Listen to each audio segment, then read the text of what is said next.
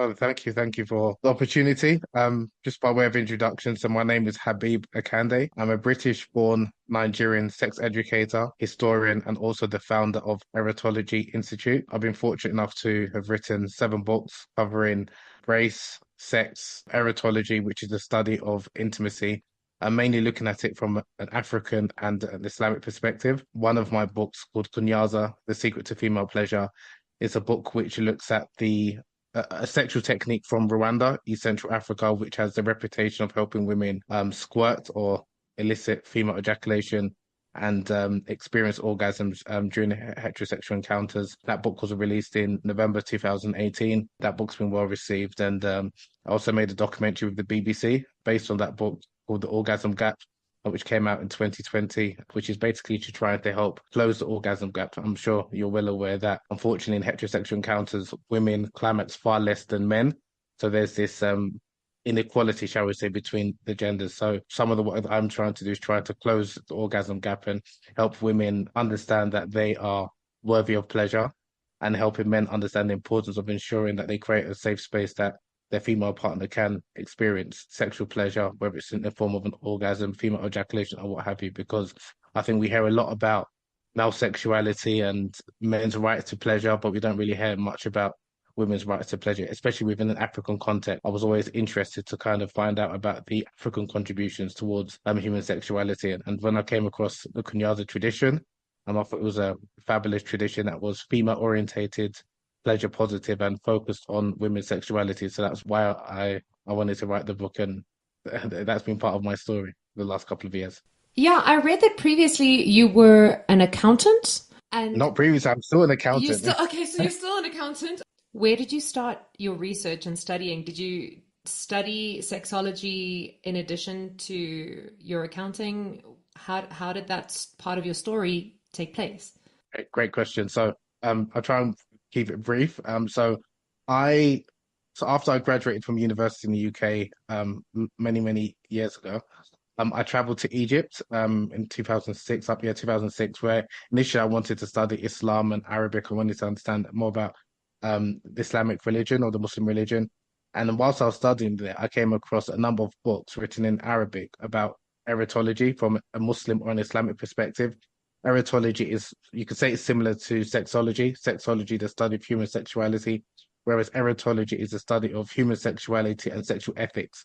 So it's looking at the study of sex, not only from a scientific perspective, but also from a philosophical or religious perspective. And you could, Hmm. like the Kama Sutra is an example of Hindu erotology. It's a book about sex and intimacy. I know many people think about, when they think about the Kama Sutra, they think about, the sex positions, when only 25% of the book is actually about sex positions.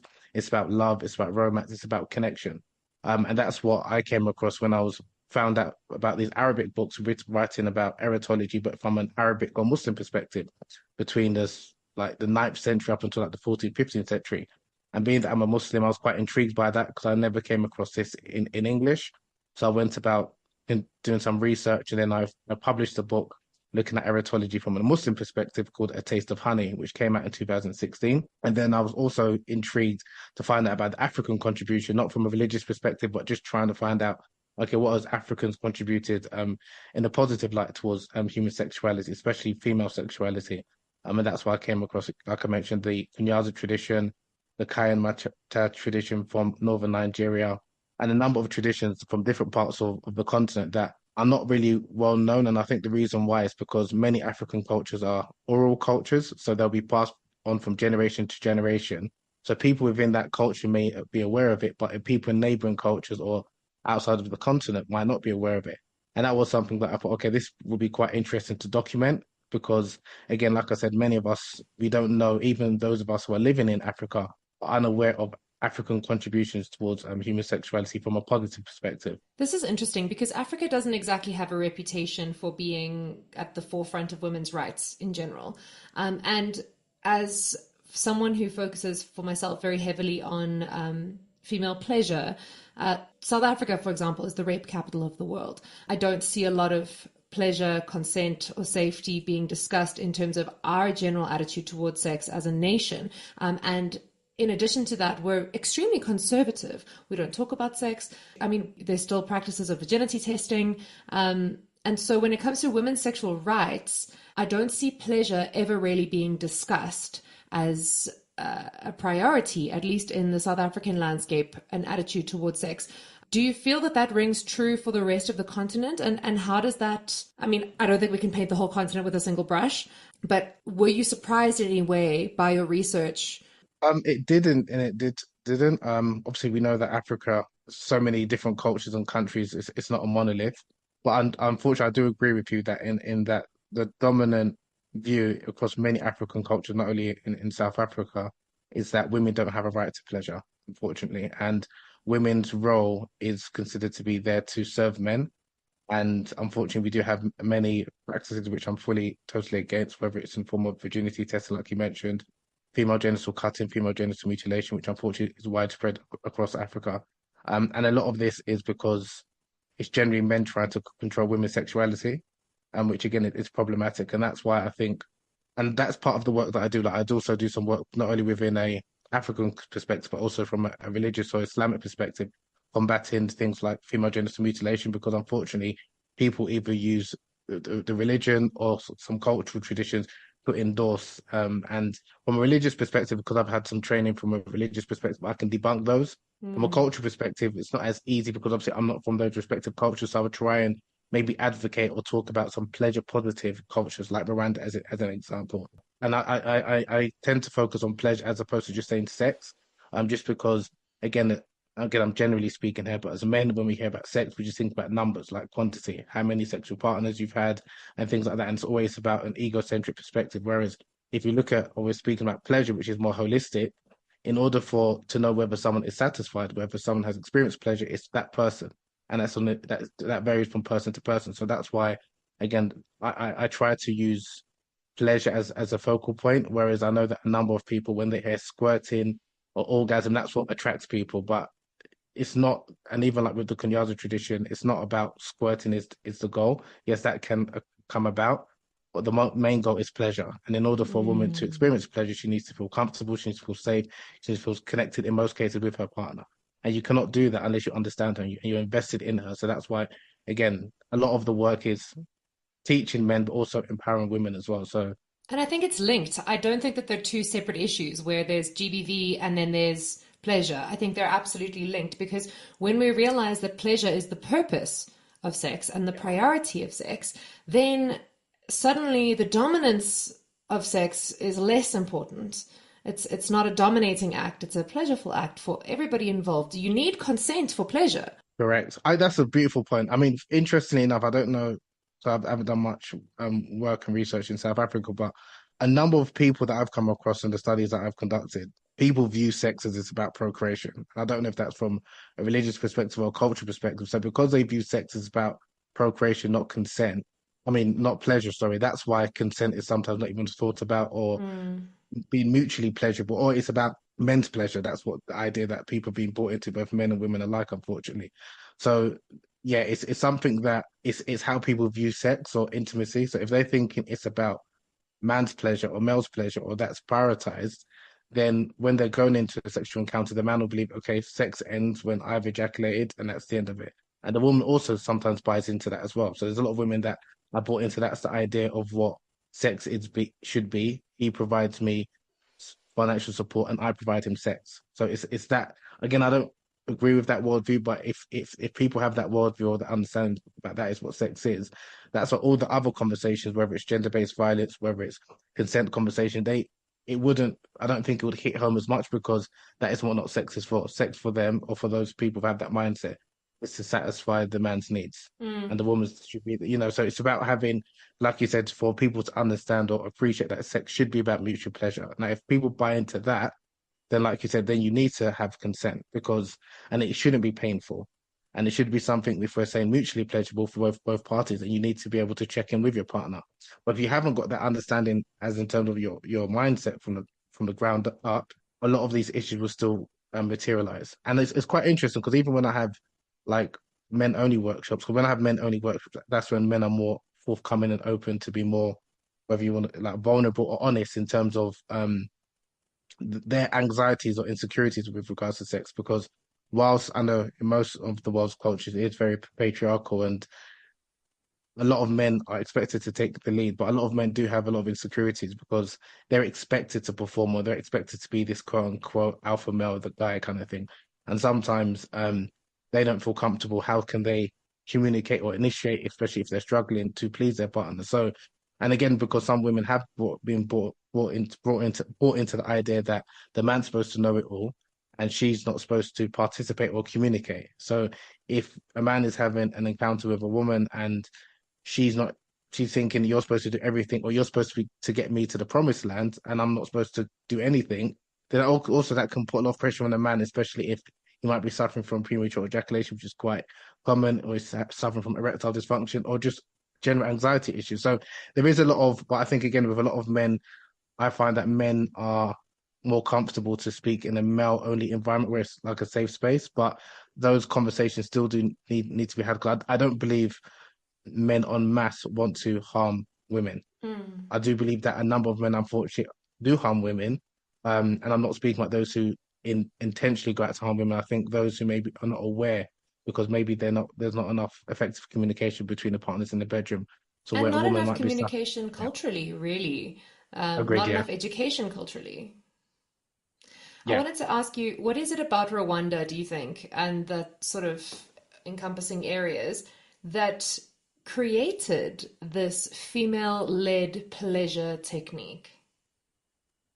Yeah, it's really so historically, Rwanda of the past and Rwanda of today is quite different, I would say. And Mm. even my time here, I've noticed that despite having this pleasure positive um, tradition and female pleasurative tradition, it's still a very conservative culture where speaking about sex, even to say kunyaza publicly, or when I've asked people are like, okay, what are you asking? What's going on? People feel quite embarrassed, even though that's their cultural tradition. And you've had a BBC documentary and another um, award-winning documentary that's been written made about this practice, but because and some of it from speaking to some sexologists out here, they've said that some of it is because following the colonization of Rwanda and many Rwandese adopting Christianity, they've adopted more of a puritanical approach towards sex, where even some of their cultural traditions, like Kunyaza, are seen to be barbaric or something that is not wholesome from a religious framework. So a number of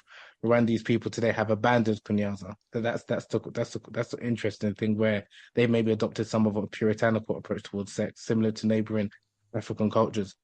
Those Rwandese who embrace the practice, they like I was speaking to one taxi driver earlier today, and he just said like it's normalized to the extent that no women have the right to experience pleasure in the bedroom. He was married. He said, yeah, it's something that our elders, the women teach the younger women, and the men also, the uncles teach the younger men that women are entitled to pleasure, and it's your job to ensure that she's sexually satisfied. This, and he was just saying it very like nonchalantly. That's just what it should be, which is I agree with him, but that's not the worldview or the understanding of many men around the world. So, and funny enough, on my way to coming from the UK on my way to the airport, my taxi driver was Nigerian, and his mindset was very the opposite.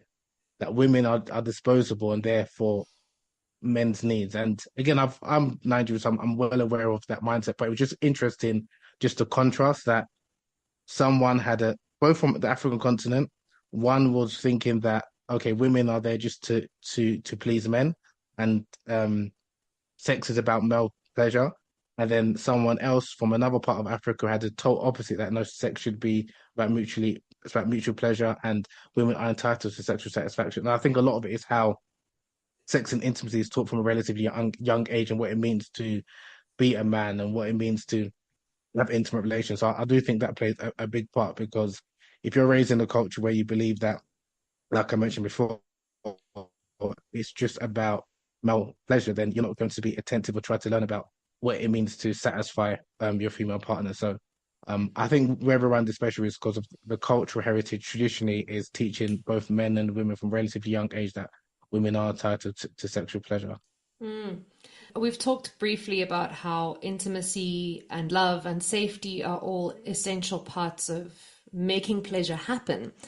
But I do think that I would be doing myself and my listeners a disservice if I didn't ask for a quick crash course on the ins and outs and practicalities of Kunyaza, the rushing, gushing waters, Please, will you give us the tea? Essentially, what the practice involves is it's a tapping and stroking technique where you are using the man will use his member, his penis, to slightly initially tap the clitoris, especially the clitoral hood and clitoral glands, and then he will press along the labia minora, like up and down. He can do it left to right. He can do it zigzag. He can write his name. He can play the whole idea. So the whole idea of kunyaza is stimulate mainly the clitoris, and we know that most of the clitoris sits inside the woman's body. So whilst most people just think about the clitoral the clitoral glands, most of the clitoris sits inside, so you can stimulate the bulbs when you're pressing against the labia minora. And the whole idea is again is teaching men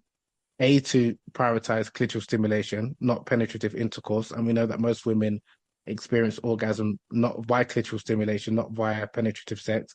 And also and also, you're obviously not supposed to do kunyaza until the woman is fully aroused and mentally prepared and psychologically ready. So it's a like I said, it's a tapping technique, which is again the whole idea is you're supposed to tap, rub, stroke using the member to titillate the clitoris, and again you're titillating the clitoris directly and indirectly. When you're tapping against the labia, the lips, you're indirectly tapping against the clitoris. And it's also quite important because I do have some workshops with women unfortunately have undergone female genital cutting or mutilation where the clitoris or the clitoral glands has been removed. But even those women, they can still experience an orgasm because even if a woman's external clitoris has been removed, her inner clitoris still remains intact and she could still experience sexual pleasure and an orgasm. So the whole idea is, again, the technique in and of itself is not revolutionary. There is many cultures that do this kind of using the penis to tap the clitoris. But what it is that because it's teaching men, do not think about penetration. And this is simple kunyaza. There's more. There's a complex kunyaza, which is a combination of the tapping and then a penetrative, like slow thrusting, which is similar to like the Carezza method. I don't know if your listeners are aware of the Carezza method from Italy. No. There's like like a form of tantric sex. So the whole idea is to not focus on penetrative intercourse, to focus on the clitoris and to be tapping gently initially, but then after a period of time you can tap more firmly. And the whole idea, like I said, is to try and elicit pleasure and hopefully the woman will squirt or ejaculate.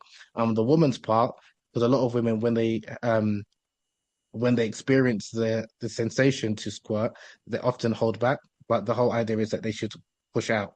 So if a woman, and again, if a woman has been taught from a young age that female ejaculation or squirting is pee, she's likely to hold back because she thinks that sensation she's feeling, which is similar to pee, is urine when it's not. So if you're raised in a culture where that is embraced, that you're supposed to push out, you have strong pelvic floor muscles and you push out, then you're more likely to squirt. So even when I do Kunyaza workshops in Europe and in parts of America, it's the training because a lot of the women have been miseducated, I would say, to believe that that sensation is urine. That's why they don't allow themselves to let themselves go.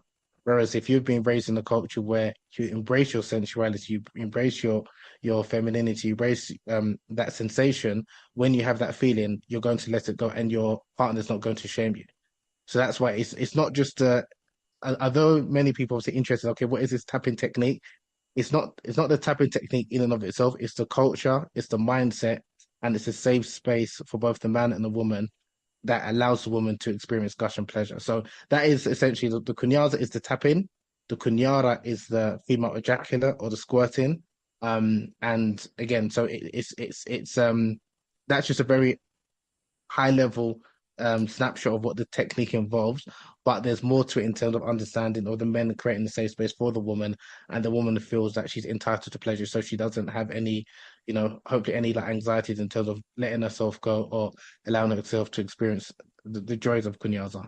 You're absolutely right. When it comes to sex techniques, we often think that it's the position we come from it from like a Cosmo magazine, like, oh, try this position. Have you done it this way? Ride him like that.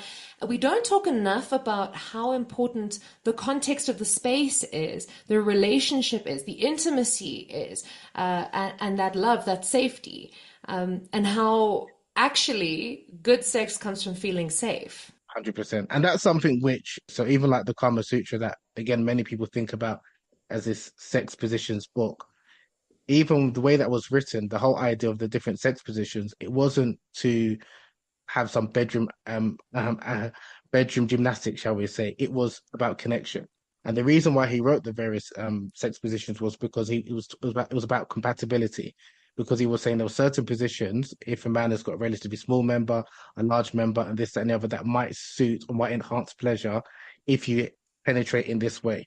So their focus, or the focus of that book, was about pleasure, mutual pleasure for both the man and the woman alike. And like I said, prior to speaking about sex positions, he spoke about love, intimacy, what now we translate as safety, connection, all of these things which were the prelude and just as important in terms of their sex positions in and of itself.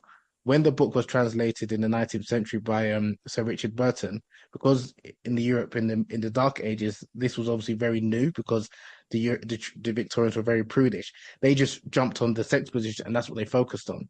That's why even now when we see like the Cosmopolitan magazines or the articles and it's all about the sex positions, sex has become quite performative in the West, where it's just Mm. about position, and that's not really what the ancients, whether we look at ancient India, whether we look at ancient China, whether we look at the Kunyaza tradition, that's not really what it was about. It was about pleasure, both for the man and the woman alike. But because again, I think we're very fast paced and we just want easy, quick results. We just want to know what's his position, what's his technique, and then I'm going to get these results. And like you mentioned, no, it's about safety, it's about pleasure, and it's about connection, and all of those things. You cannot have that, you can't just by looking at the techniques and positions alone. So I just think that this is part of the education or re-education that as sex educators, I think we need to do to kind of help people, especially for people who are not from those cultures who understand that there's more to sex than the positions or the techniques. We have a serious lack of sex education in South Africa. And a lot of people worldwide actually are learning about sex from porn. They're learning what the moves are. They're learning. I'm seeing a lot of like a lot of choking. I'm seeing a lot of that happening because people are seeing it in porn. What I'm not seeing is conversations about, like you say, intimacy, pleasure, connection, relationship. Does that ring true across the rest of the continent? And what work is being done to combat that? Yeah, that unfortunately that does ring very true. I'm not again if as long as something's consensual, if people want to partake in things like BDSM, again that's up to them as long as it's consensual and it's not harming anyone. But I'm not same way with porn, but I'm not an advocate. And I think one of the problems, like I said, is that sex has become quite performative, and I think with amongst a lot of men, porn is I would when people say porn isn't sex, because some people say porn isn't sex education, I would push back on that somewhat because it is sex education in the sense that they are educating you about something, but they're not educating you about pleasure. So you are seeing generally two people, more than two people, having intercourse or sex. So you can learn from that in terms of like different positions. I'm not going to deny that you can't learn anything from porn, but can you learn how to really pleasure and satisfy partner? Most cases, I'll say no. I So still that's why disagree that porn it's even the is framing. educational. It's like, for me, it's like watching The I Fast think and the it could Furious to be. learn how to drive. Jack. I agree with you. No, but then I agree. I wouldn't say it's good education, It's but it's still a form of entertainment. education. It's entertainment. It's entertainment. But okay, why I'm saying this like this, imagine, and the reason why I'm saying this is because, do you say, for example, there's a certain position that someone wants to learn, wheelbarrow position or even a certain cowgirl position. And some people, if you read it, it doesn't connect. But if they see it, oh, Yeah. now I can recreate that. So that is a form of education. That's what Mm. so if you were to totally dismiss it and say it's not sex, because if when I speak to a lot of men, they were like, I've learned things from porn. So to totally dismiss that, Mm. a lot of the men who actually benefit somewhat, you're doing somewhat of a disservice because they have benefited something from porn. The same way like Fast and Furious is a great analogy, but some people might learn a little bit about how to drive a car from Fast and Furious, but it's not realistic. It's I not think, realistic. look, I'm not anti-porn at all. Do you I'm understand what I mean? actually, I'm very pro people making porn on their own accounts, and I'm pro ethical porn industries. What I think we need is porn literacy and more understanding that just because you saw it in porn, like you say, it doesn't necessarily it doesn't represent pleasure. So just because you saw it in porn doesn't Yeah. necessarily mean that that's That- how someone wants to have sex. and that's really what I'm that's why because I used to say that like similar to what you were saying in terms of like it's not porn, porn is performance, which is true and it's entertainment purposes. But then I was getting a lot of pushback from guys that saying no, I benefit. It's made me better in the bedroom. So then I was actually attentively listening to what they were saying. I was actually they've got a point. But then where I was like still pushing back is that it's not teaching how to really satisfy a woman. A lot of it's from the male gaze and it's very it's forceful. And if you were to ask a lot of the women, even a lot of the porn and adult stars, they wouldn't tell you that's what they were like in their personal relationships. And then they realize, okay, that's something else. That's another conversation. If we're talking about eliciting pleasure, creating a safe space for the woman, then generally you're not going to get that from porn. And I think that's where I got a lot of buy-in from men. They're like, okay, I see what you're coming from. So that's Mm. why I do agree with what you're saying, but it's just some of the wording because I've noticed that, like I said, when I used to say that, a lot of the guys were like, I benefited from porn. It's mainly better in the bedroom, but then has it helped in terms of satisfying your partner? Then a lot of them will be like, I don't know, it should do because and it's like no, but she could be faking it. And then when they have those honest conversations with their partner, then they realize, oh, actually, maybe she doesn't actually like to do all of those choking and all of these things that you've asked for. It's because she wants to please you. Then Mm. it's a total different conversation altogether. Do you understand what I mean? So that's why Yeah. I just think for men to help them be more empathetic to women's needs. And if they're looking at, because I know, of course, there's women that consume porn, but I think a lot of the harmful porn is the male orientated or we're the ones that are often the perpetrators. So that's why I'm trying to help men understand. Okay, yes, this is entertainment. Yes, you might feel, but the fact that you're trying to recreate things that might harm your partner is it something that you really want to buy into? There's And actually then when they something look at it from that educational in perspective, seeing what's not right. So yeah, I get what you're exactly. saying. Yeah, There are yeah. So actually, that's yeah. sorry, there are a whole wave of adult content creators making things on their own, like OnlyFans accounts, for example, that are educational, that are authentic to their pleasure, that are like, this is me and my partner, and this is how we actually have sex, you know? Um, so I take back But my statement about yeah, disagreeing with you. yeah. It's just, no. I used to like again because I've had a number of and it's only the last couple of years that I've reframed the way I talk about it. But I agree. I see where you're coming from. It just I was just thinking to get the buy-in from a lot of the men because when I say what you've said, women agree 100%. They agree and they get it. Whereas a lot of the men they haven't. When I've just said porn isn't real, it's not educational because they've benefited somewhat from that, or but it's not good education or it doesn't teach pleasure. And I think that's where I've just tried to um tweak in terms of how I kind of communicate that message. But I do think that again, just coming to your question, yeah, unfortunately across the continent, porn is widespread amongst and I mean I mainly work with adults and the reason why is I just think it's easier for me in terms of the type of style, in terms of how I give workshop and things like that. And it can be more frank and honest because a lot of men think that they can watch something and it doesn't affect them, and it does. And Mm. having those honest conversations that they think they can watch, consume X amount of like very violent, horrific porn, and you wanting to recreate that in the bedroom, you think that just come out of nothing. So it's Yeah, just you're trying to help people understand. It's like, why would you want um to inflict pain on someone that that you you're in love. a relationship with, someone married to Yeah. someone that you love? It's just it's that it's just helping them understand like why would you want, and then always but again this is I use it as an example, but and then I'll explain the reason why. Then sometimes I'll use the example of okay, would you like someone to do that to your daughter? Then it's always no, no, no, no. But then the next question is that why is it you need to think about someone connected to you for you to humanize that woman, Mm-hmm.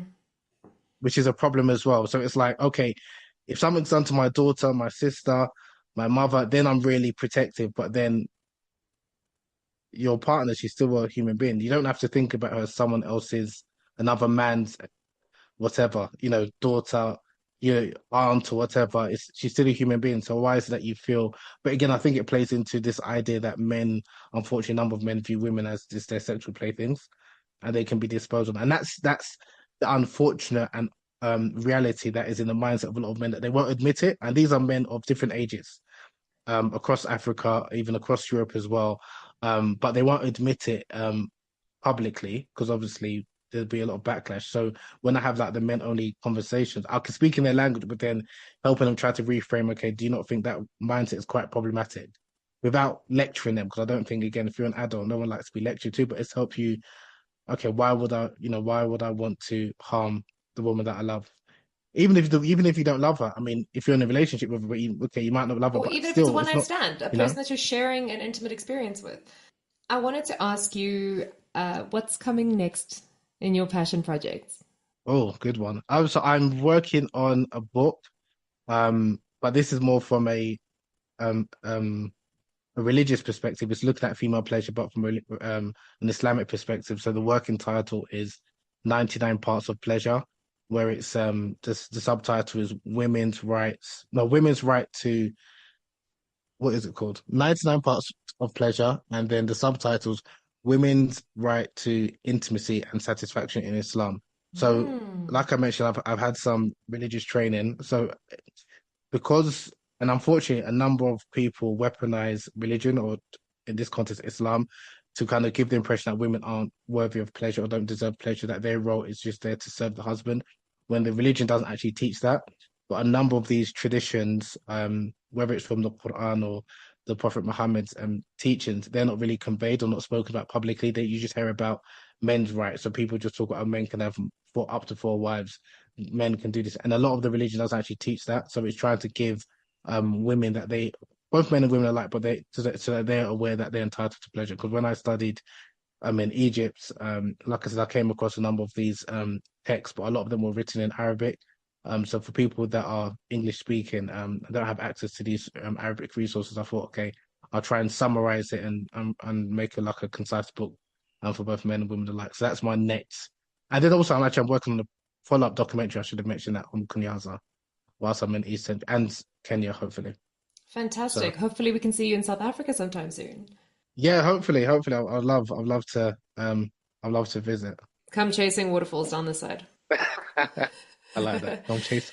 Thank you so much, Habeeb Akande, for joining me tonight on the show. It's been such a pleasure, truly. And I hope that this opens up more conversations from a continental, Pan-African, and local perspective about sex, about pleasure, about consent, about the relationship, about connection, about intimacy. And I'm very curious to do some more research about erotology. Yes, and anyone who's interested in my book, Kunyaza, The Secret to Female Pleasure, and I'll send you a copy, Leah. So I'm sorry you haven't had a chance to check it out, Thank but yeah, you. thank you for inviting me, and yeah, let's stay connected. Yes, definitely. You'll find me in your Instagram comment section fighting with people. Oh, yeah, that's another conversation altogether. I'm sure you've Oh, seen, yeah, I've that's seen. I've seen. I stay fighting. Don't worry. Thank you so much, Habib. Let's chat soon. thank you. Take Take care. care. Bye.